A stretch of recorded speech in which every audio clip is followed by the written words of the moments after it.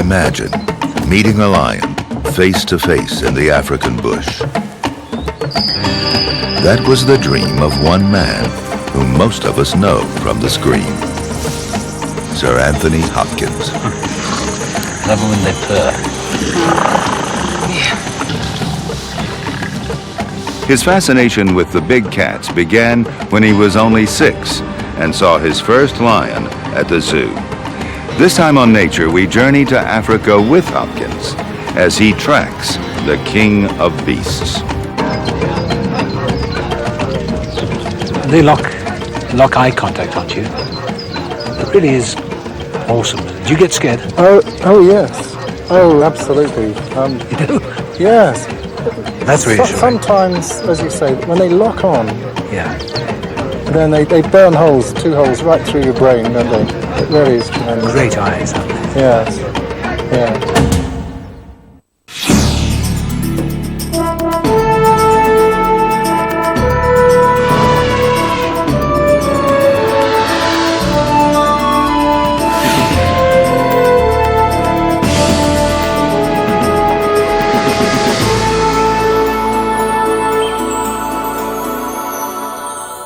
Nature is made possible by the Corporation for Public Broadcasting and by annual financial support from viewers like you. And by Canon, providing the power of imaging to express your visions at home and work. And by Ford, maker of the Ford Explorer. Because sometimes where the pavement ends is where the world begins. Ford Explorer, the world's too big to be left unexplored. I was 4 when I had my first cat, little black and white female. And I've always had these sort of miniature lions, these untrainable survivors of the past in my life somehow or other. Quite fascinating. I think maybe I have an affinity with them, I'm not sure, as much as one can have with cats.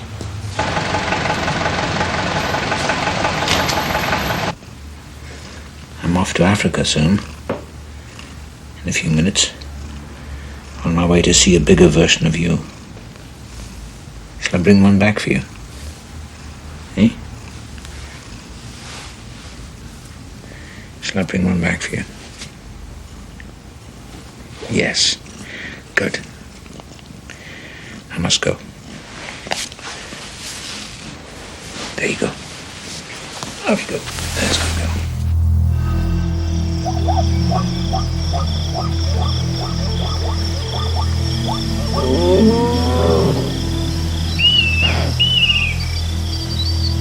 It is said in Africa that when a lion roars, a ruler is born. For centuries, man has been in awe of the big cats.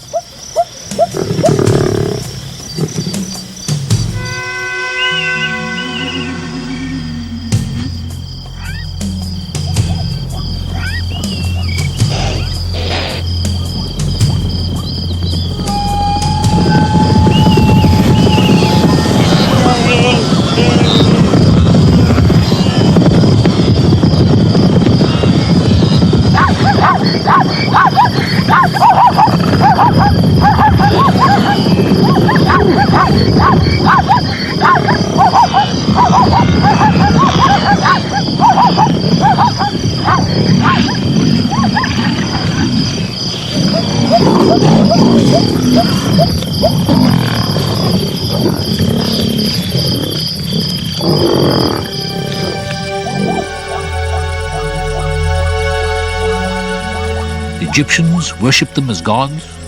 Kings hunted them and wore their skins as an expression of their divine right to rule. The sorcerers of Africa took on their shapes to enter the spirit world.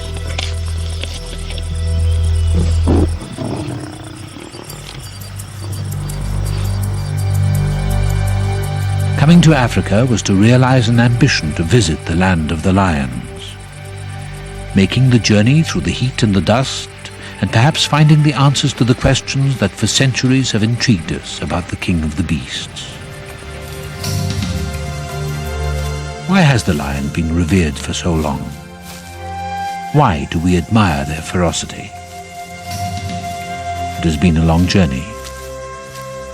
Let me tell you about it.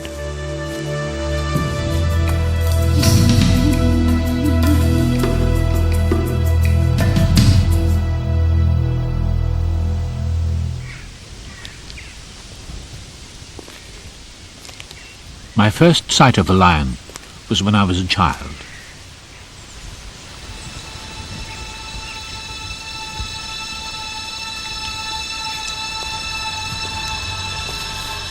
Those great eyes,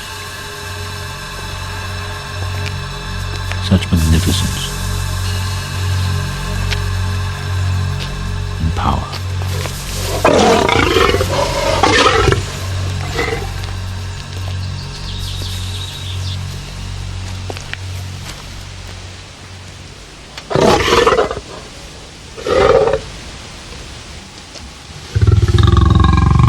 Truly magnificent, isn't he? And very hungry. When I was about 6 years of age, my parents took me to the zoo, and like all children, I had my favorites, and these were my favorites. The lions, the big cats. It's what's fascinating about them, isn't it? Their independence. Those eyes. Such omnipotence that must come from sheer power, strength, independence, indifference. A real king.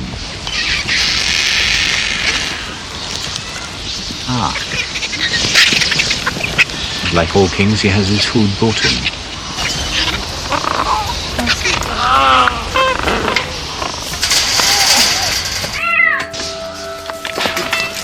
The image of that caged lion stayed in my mind.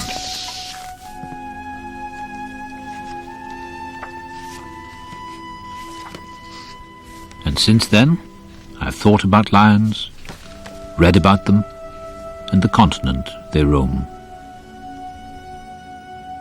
Could they ever be tamed or domesticated?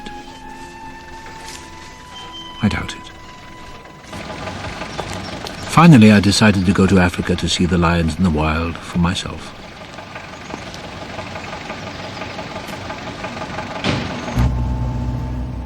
It is strange that of all the creatures on Earth, the African lion became so central to Western cultures. For us, it represents royalty, power, dominion. But why did it become a hallmark of quality? The freshness of eggs, consistency of syrup, and, in Hollywood, a guarantee of more stars than in heaven.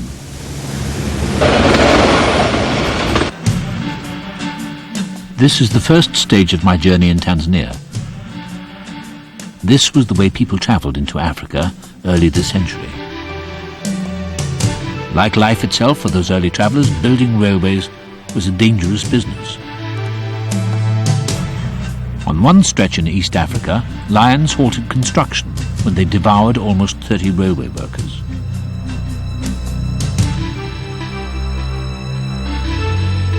The man-eaters also pulled a hunter out of a carriage when it was stopped at a station and ate him.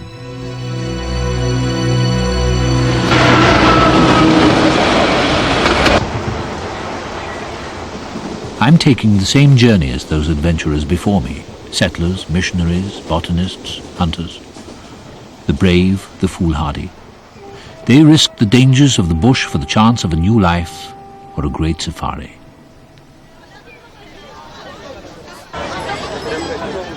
At the railhead town, I stopped to get provisions. These old frontier towns bustle with life, and in the old days they played host to hunting parties, kings and queens, rich and famous, who made safaris during the good old days, always leaving for the bush with great ambition, later to return with the spoils and great yarns. If I'd come, say, 50 years ago, I'd have found the trophy hunters, eager for a head to hang on the wall, but there was much more to the lion than they might have imagined.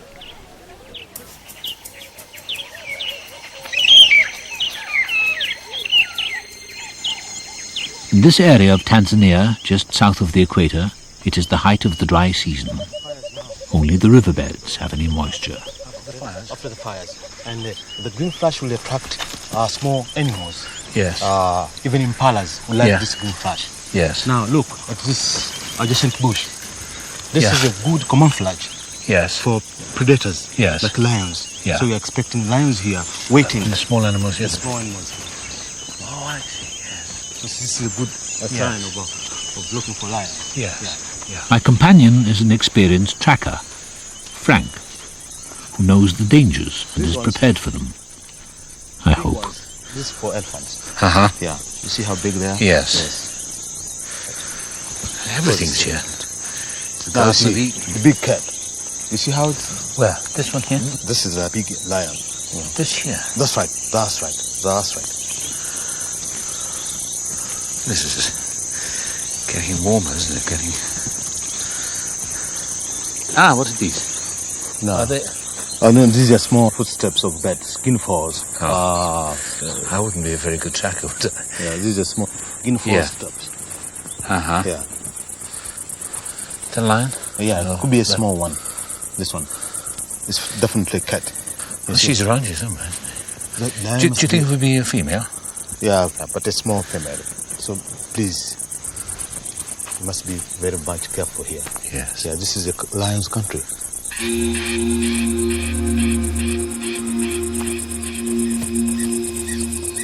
Reading the spoor and the behavior of the other animals we pass are second nature to Frank. What he also knows is that the lions will almost certainly see us before we see them. God, I'm really feeling the heat now. Are you fine? Yeah, I'm fine. Oh, good. Just hot and thirsty. This is Tanzania. It's a little bit hot here. Yes. What is that? This one? Yeah. Gilia, a sausage tree. Sausage? Yeah, sausage tree. Time for a little snack, They I use think. this, a fruit to brew, to ferment Yeah.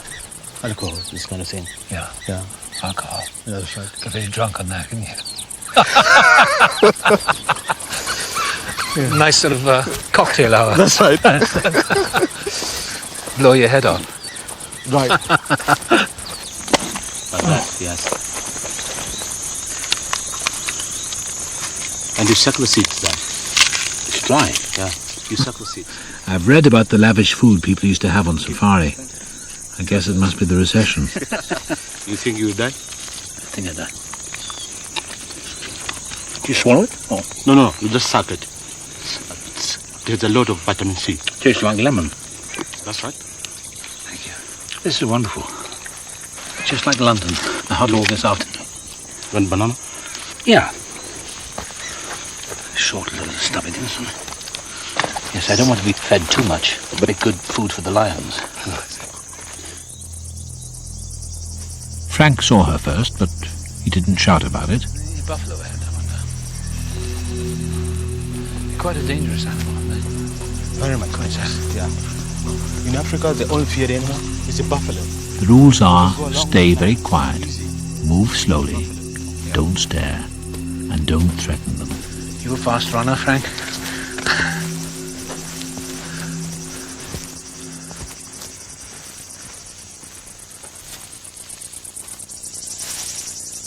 When it was right to stop, we did.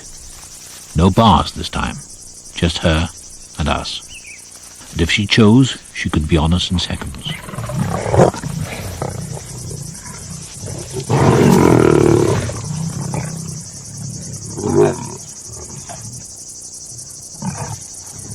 What a sight she is. We've been very lucky, and so close.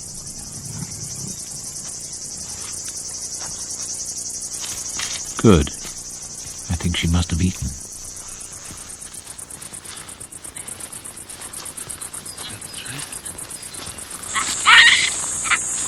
We travelled further through lion country, and as the day wore on, we encountered animals looking for safe places to spend the night.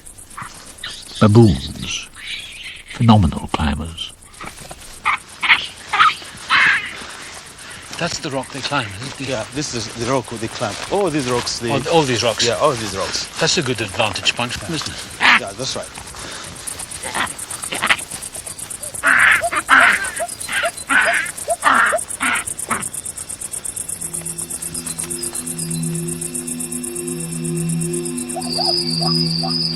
How does it go? Mad dogs and Englishmen? What a day. So, we've met a lioness in her own territory, and I've been very fortunate to have a guide who knows just what the dangers are. The queen of the beasts has shown herself, but the king is more elusive. He's out there somewhere in the darkness, and I'll try to find him tomorrow.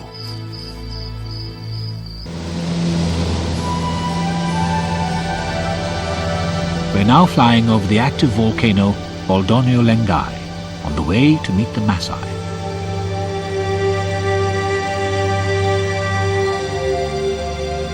Lengai is their sacred mountain. A long time ago, God gave the Masai the gift of cattle. This is their wealth. The lions are one of their greatest foes, for when the wild prey is scarce, the lions attack the cattle. The Masai are fabled warriors, proud, even arrogant. Manhood must be won, and traditionally, that is by killing a lion. Soba, Epa, Soba, Epa, Soba.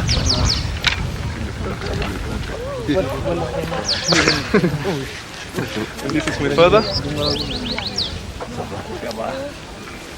He's the chief of this village, and also he's the ruler of all the Masai in this part.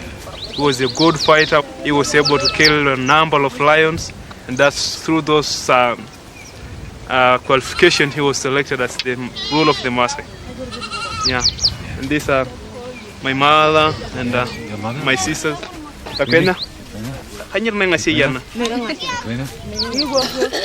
I got some strange greetings. And these are the warriors, the very important group, because they are the one to maintain peace and security among the whole tribe.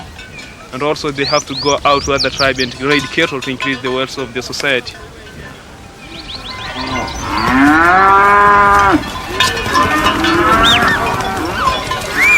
Is the pasture land just around? It's around here, but right now they will have to go very far away, about 10 kilometers to the forest area. Yes. Because this place is very dry now. Yes. And I told that God offered you knowledge or cattle, and you chose what?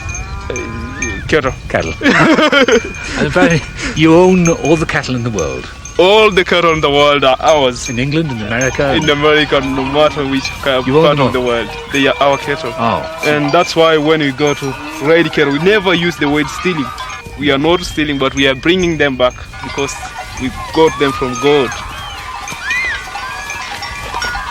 Did the lions attack in this area and kill cattle?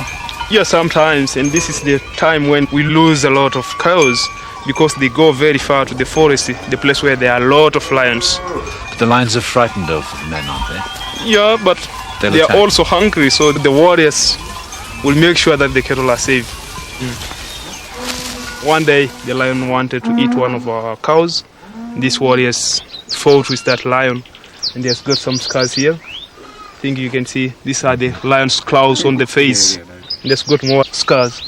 The lions put the paw here. Yes. It has got some claws here too. Ripped open, yes. So they fought face to face because the lion jumped on the warrior, and also he was strong enough to hold the lion and took the sword and cut the head off, and the lion was killed.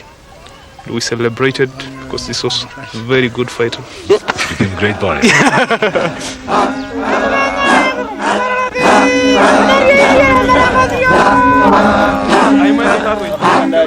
Now, with the spear, you don't throw it. You don't throw it unless you have got more than one spear. Yeah. Because if you throw it, the lion can lie down, then your spear will go the other direction, and still the lion can eat you. Yes. So what you will have to do, you will take like this, just cutting. You will have to have the spear on this hand and also the sword on the other hand. That's the sword. This is the sword. You can even cut the head of the lion off. You cut the head of the lion with that. Yeah. And that's a mark of, it's a symbol of great power. Oh yeah. For the mighty warriors, a chant. The lion's spirit is in him. Gifts will follow, wealth and wives, and a fine ostrich feather mane. In the old days, the Masai made many lion hunts, armed only with their spears and their courage. In this dangerous pursuit, the first warrior to spear the lion is ensured a high place of honor in the tribe.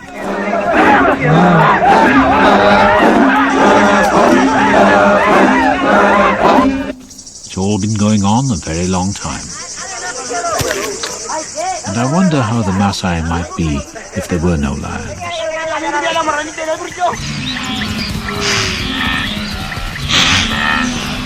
Our next destination is the Serengeti in northern Tanzania, the grassland of 1 million wildebeest.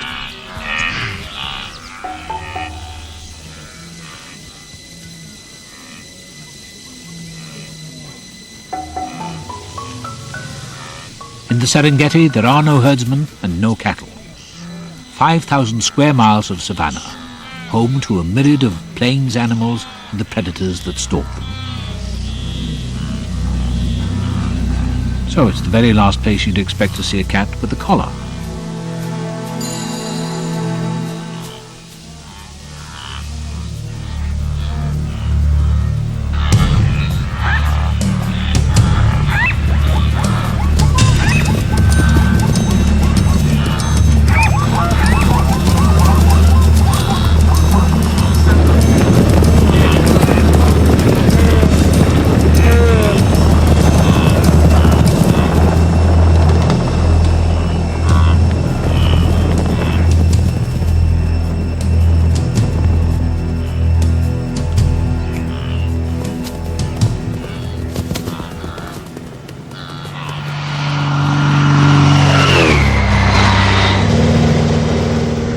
First morning, we went up to try to spot the lions from the air.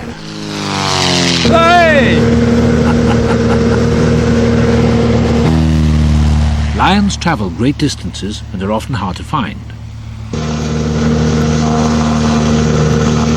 The Serengeti Lion Research Team can pick up the signals from the radio collars on the lions below.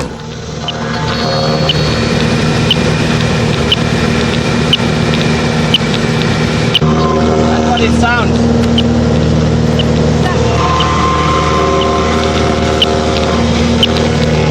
Down in the river, are they?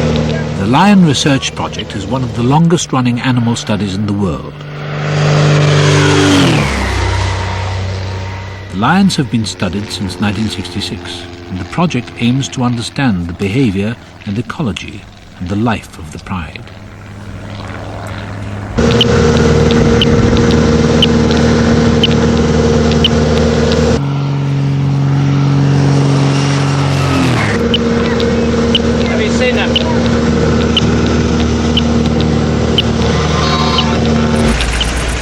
Once a lioness had been located, we home in on the ground. The research team need to replace her collar and find out what she's been doing since they last studied her. But first, they have to dart her. Now, your job is to hold that straight up in the air. Yeah, this one. Yeah. Okay, so we're going to give her the full You're going to inject me? No. A wildlife vet has joined the lion researchers for this day's operation. You're going to use 1.5. Yep.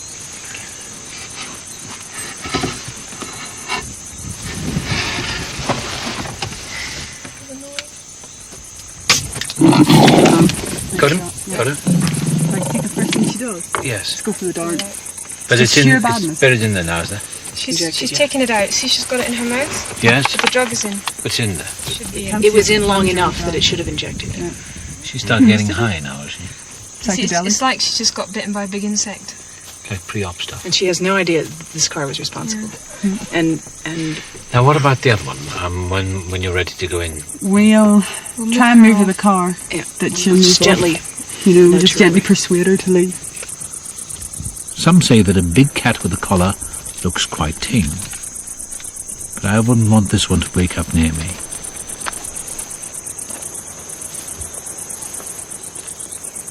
First thing that I do is just make sure that the animals. The other Pride members moved off. Everyone now hopes the tranquilizer works. Good color, like you look at this nice pink. This tells that her blood pressure is good. How long does she stay out? About an hour? immobilized enough that we can safely handle her, probably 45 minutes an hour. All I right. never imagined I'd be this close to one. And keep her, make sure her eyes stay on that yellow pad, okay? Okay, big tummy. Well, what we do is take blood samples and then look for antibodies to different infectious diseases. These particular cats, we already know, have a virus that's actually related to the human AIDS virus. Is that quite widespread in this area, in the Serengeti? It seems to be. This is quite a moment. The feline AIDS virus. Everything about her is supercharged. Studying that. All the equipment for survival. There are between 2 and 18 lionesses in the pride. They're all closely related, mothers, daughters, sisters, granddaughters. And I'm told that lions don't have to live in groups. They hunt very successfully on their own, and they don't have to share the food they catch. But there are advantages.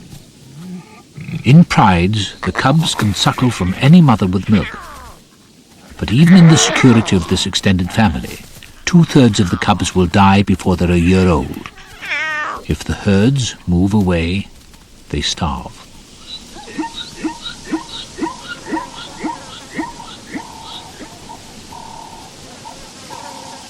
But for the moment, there are plenty of things to hunt.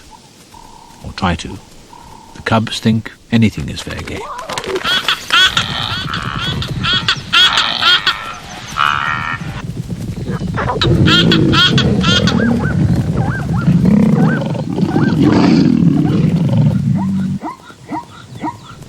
Thousands of hours of study have produced an intimate portrait of the lioness's life on the plains, living by her wits, bringing up her children, and helping to answer scientific questions.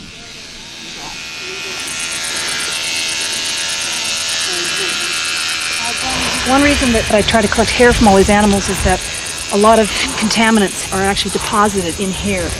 And you can tell the last 6 months of this animal's life what it has been exposed to. And we honestly know nothing about contaminants here in the Serengeti. But carnivore is the best place to start looking for contaminants. Taking in their food in there. Right, and because they are top of the food chain. She was done, what, 8 weeks ago, did you say? Yeah, about that. 8 weeks ago.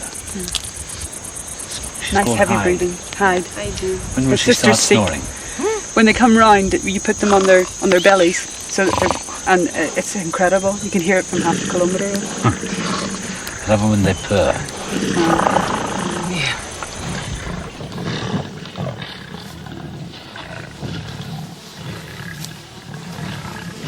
The work of the Lion Research Project has increased knowledge of the lion and its needs so that it may have a better chance of surviving into the next century. The only real danger to lions is losing their habitat. A rising human population demands ever more space, but for the time being enlightened thinking in Tanzania has ensured the preservation of many of these valuable areas. For the lions at present, there is enough to eat and time to sleep it off. Hold this paw up. You put your arm under her neck. Yeah. You're going to push. And you hold of that leg. Then it won't. Yeah. That's the girl. She's quite a weight. Must be 300 pounds. She just Yeah, produced. move it out that way. Okay.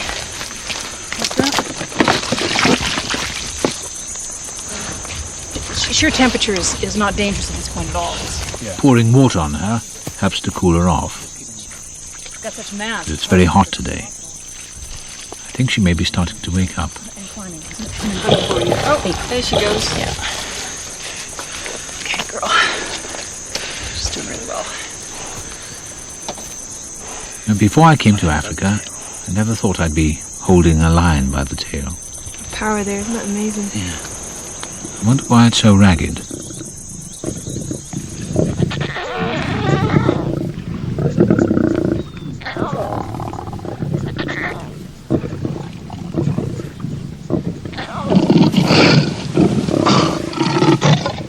There is a strong sense of continuity of life here in the Serengeti. Generations of lions whose fate depends on the ebb and flow of their migratory prey.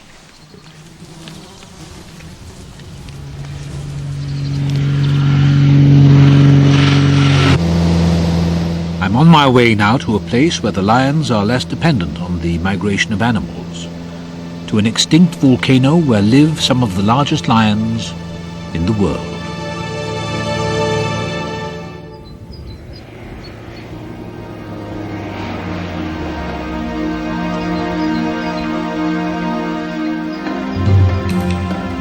The Ngorongoro Crater in Tanzania is one of the most spectacular places on Earth. 2,000 feet to the crater floor.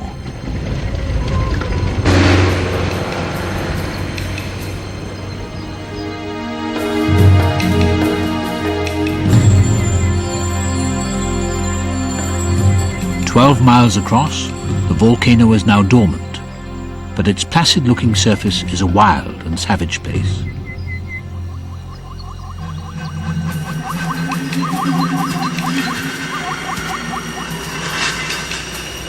Let's have a look around here. There we have a female. And with a wildlife camera team, I caught distant glimpses of male lions in the Serengeti, but nothing had prepared me for this. It's the sheer size God. of the males, isn't it? They weigh twice the weight of two very big men. It's extraordinary. They're well over 400 pounds. Where would they come from, the Serengeti or? But they may have been born here, and then they had to move out because there was pressure from older males. Mm-hmm. Now they're mature, and they're coming back to see how they get on now. They're mature. Cameraman Hugh Maynard has photographed wildlife all over the world. But for him, the crater is one of the most magical locations of all.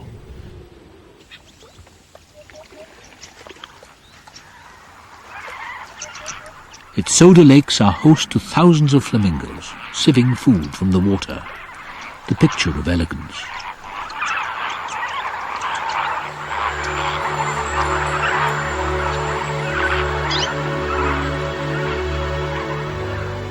At 5,500 feet above sea level, the crater gets plenty of rain. Along the edge of the lakes, there is an abundance of grass right through the year. Grass which sooner or later gets turned into flesh.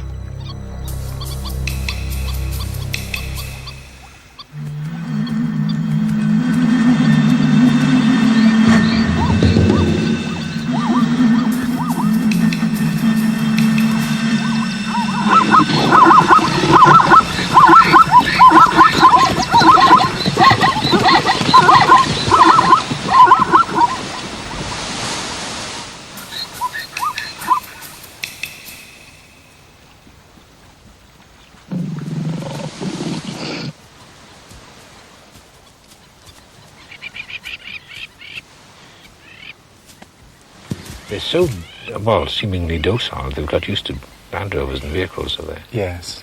That's what makes the crater so special for animal behaviourists or filmmakers. It's pretty, yes, right. He's looking straight back. Yes.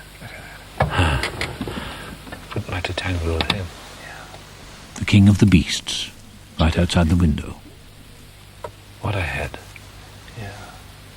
He knows himself, doesn't he? Yes, there's a lot of confidence there, isn't there? No apologies.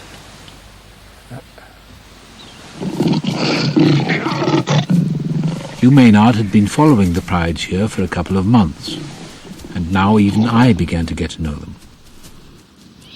The males are a massive 450 pounds of muscle, and obviously built for offensive purposes. But they are usually affectionate to the other members of the pride. Cubs stay in the pride until they're 3 or 4 years old, while they practice their hunting.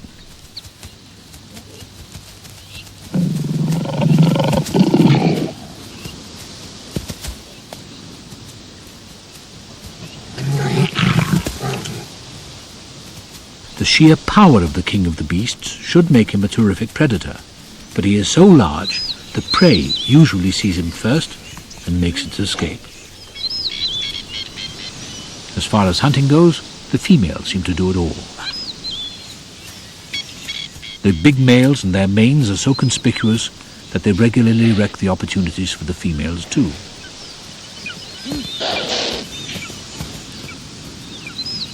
The females do most of the killing, don't they? Yes, they're definitely the most athletic, and they do it. They do all the chasing. Although the male will keep up and will possibly come in and do the final coup de grace. And then he takes all the pickings. And then, yes, he's the most dominant. So if he's hungry, he gets the food. When there's prey about, the lionesses are the ones to keep your eyes on.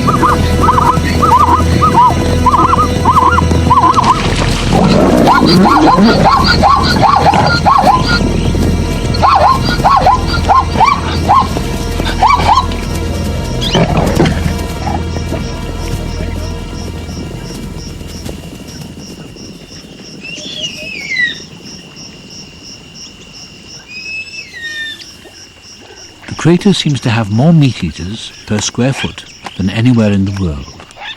A procession of birds of prey arrives for the scraps and the leftovers, along with some jackals. But the lions come first. The male fought everyone off the first zebra. Fortunately, the lionesses grabbed another one further down the marsh.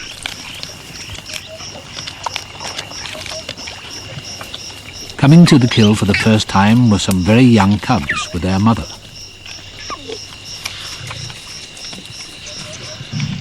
The male lion was particularly aggressive and kept them all at bay.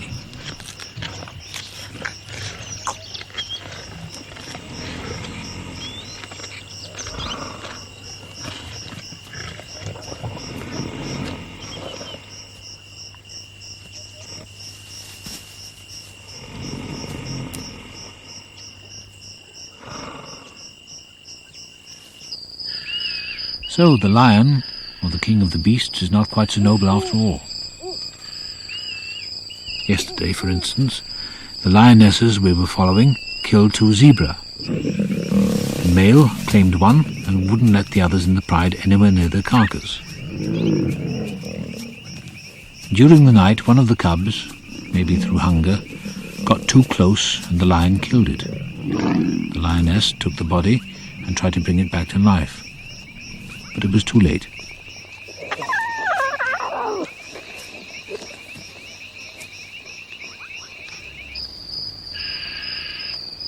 Why the male killed the cub is a mystery. Possibly it was an accident. But I'm told males are often overprotective and clumsy near a kill. It was dark, and it was the first time he'd encountered them. Perhaps it was just hunger that led its mother and the other cubs to eat the body the next morning. Or perhaps some instinct that will never be understood.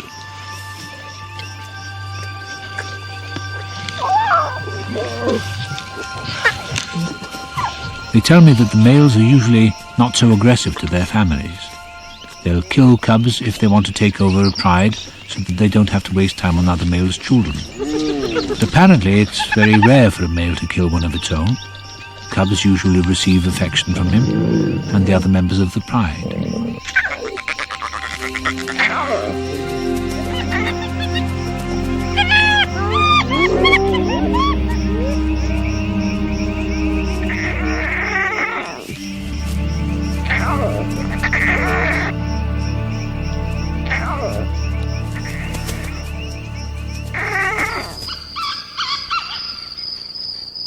So the male occasionally kills his stepsons and stepdaughters.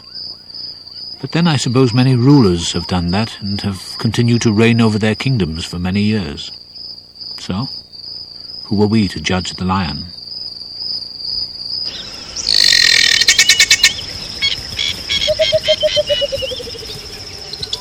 daybreak. The pride is resting now. Something they do for up to 20 hours a day. Keeps them out of trouble. But guinea fowl on the move through the pride are always worth considering.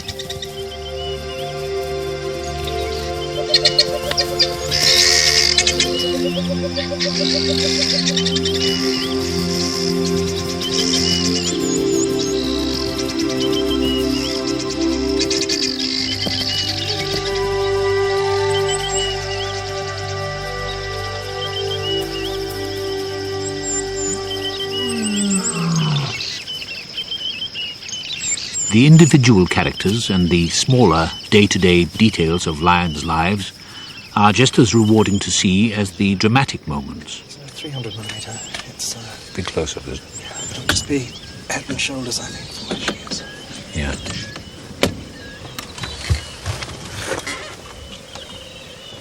Little escapes Hugh Maynard's watchfulness.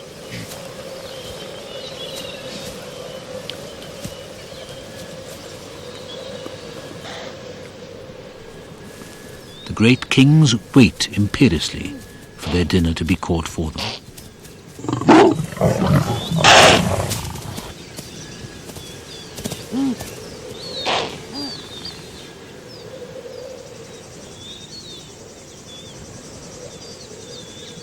So, whatever happened to the rampant lions of Royal Crest? The males seem to be much lazier, don't they? They much more Yeah. than the Well, they females. both sleep an incredible amount, but I suppose the females are a little bit more alert, just for looking for prey. From what you told me, the male function is just to procreate, it's just to Yeah. fertilize the Yeah, because they yeah. don't seem to do much. The core of the pride is the females, yeah. Even when it comes to procreation, these kings don't seem that enthusiastic. They're having a little get together. Yes, she's definitely keen. The grace and the powers. Yes. When new males enter the pride, the females flirt with them ceaselessly.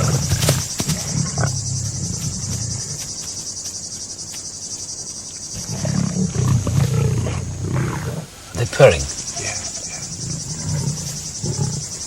That's purring. It is, yeah. But it's possibly a bit aggressive. I think she's encouraging him. Well, is that a sexual encouragement? I think so, yes. Yeah. Beautiful addition. He doesn't seem to give a damn. Nope. He's got it made. Yeah. Yes, he's a real male chauvinist. Yeah. What's the gestation period in pregnancy? 4 months. Oh, that's fast, isn't it? Yes. Yeah. That's very fast. And the cubs are born blind and fairly helpless. So they take a lot of looking after. And they have to be left in a den Yeah. where no hyenas can find them, no other lions can find them.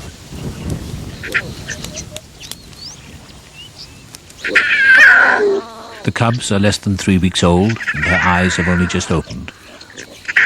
They've been hidden away in a den because hyenas, leopards and other prides will kill them if the mother is away hunting. So it is quite unusual to see cubs this young. They don't usually show themselves for another few weeks until they are strong enough to be taken to join the pride.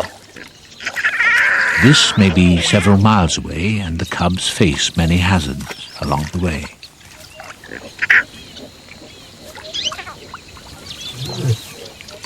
The cubs haven't walked far before, and certainly have never had to swim a stream.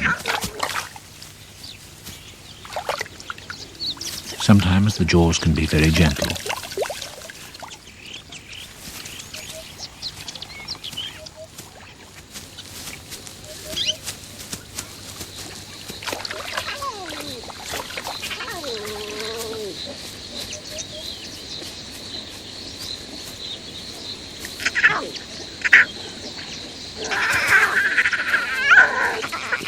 On the long journey to the pride, the mother must be vigilant. Predators will kill the cubs if they can.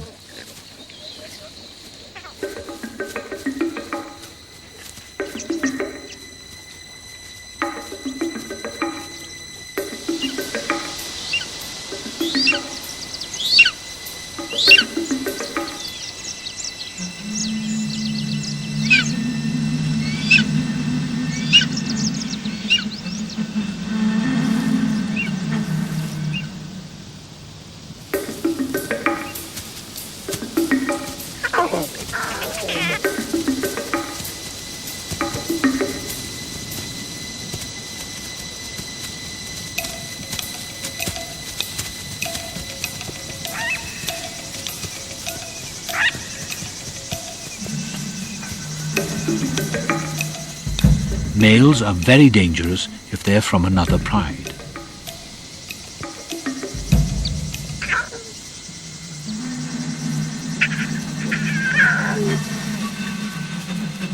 Now this male is a well-established member of her own pride, so she is safe for the moment.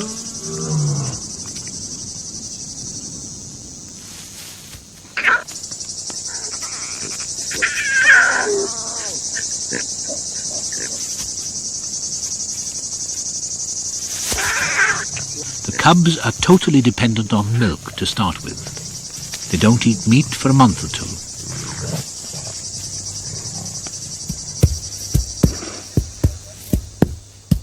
Black rhino, a rare surprise.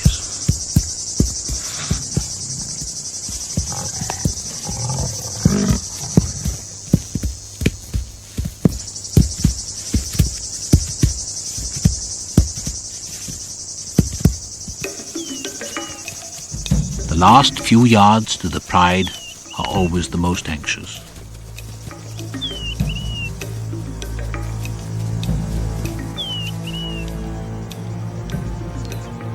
The two pride males have accepted her cubs. They are very effective protectors of the group. This is one of the major roles of the king of the beasts. Once he has got his mane, he is a guardian rather than a hunter. But one of the lionesses is not so sure about the cubs.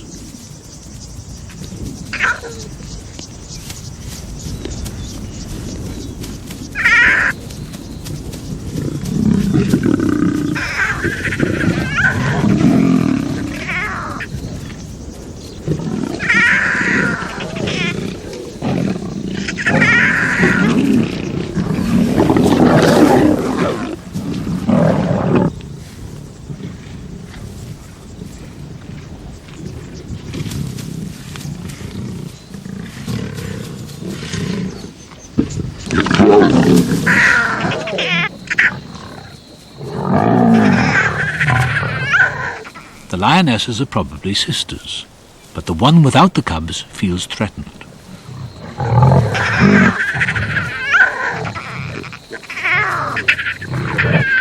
Who knows what was in her mind?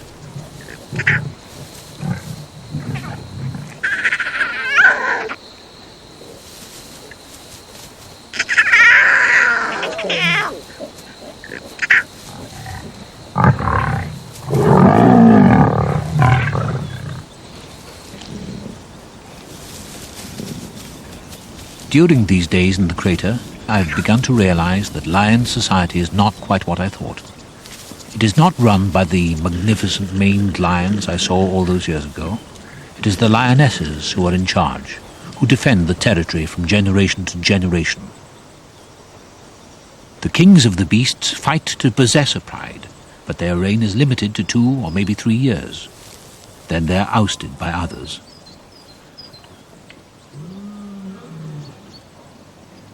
So my brief study of lions has been quite a revelation. In a strange way, it changes one's perspective of human behavior, the eternal puzzlement as to why we are so aggressive and destructive and constantly at war. It is all about territory and resources. Perhaps we haven't evolved very far after all. One thing hasn't changed. For me, the power of a lion's eyes is still fascinating. They lock eye contact onto you. It really is awesome. Do you get scared? Oh yes. Oh, absolutely. You do? Yes. That's reassuring. Sometimes, as you say, when they lock on, Yeah. then they burn holes, 2 holes right through your brain, don't they? It really is tremendous. Great eyes, aren't they? Yes. Yeah. A herd of buffalo has her undivided attention.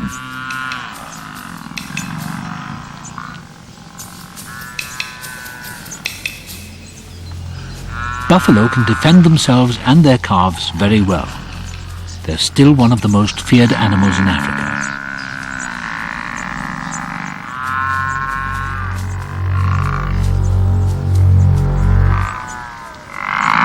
many a buffalo has gored a lion with the devastating hook of its horn and then trampled it to death.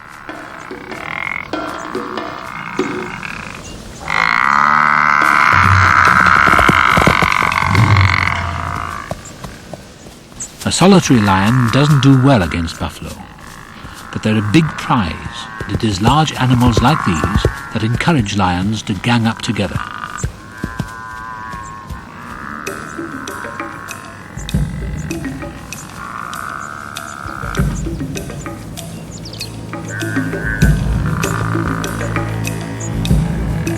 Maybe the answer to our questions, why do we admire the lion's ferocity?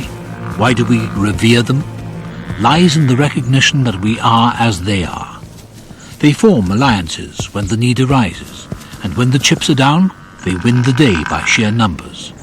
The might and ferocity of the pride. Mob rule is unleashed.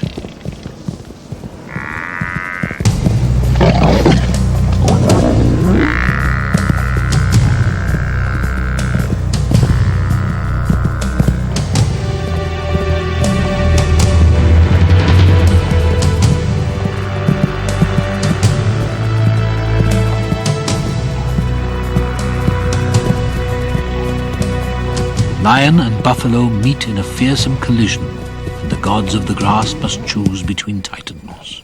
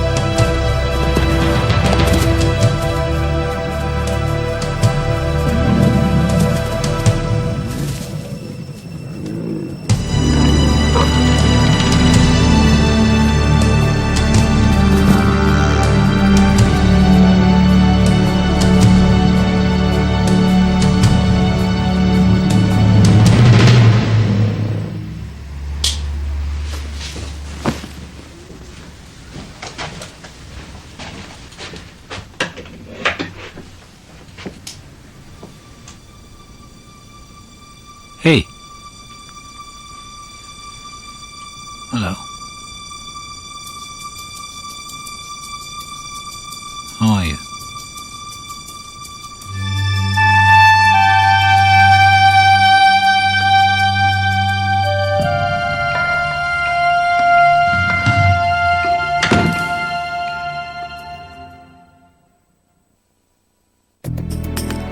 To find out more about nature, visit us on the PBS homepage at the address on your screen. Nature is made possible by the Corporation for Public Broadcasting and by annual financial support from viewers like you. And by Canon, providing the power of imaging to express your visions at home and work. And by the Ford Explorer.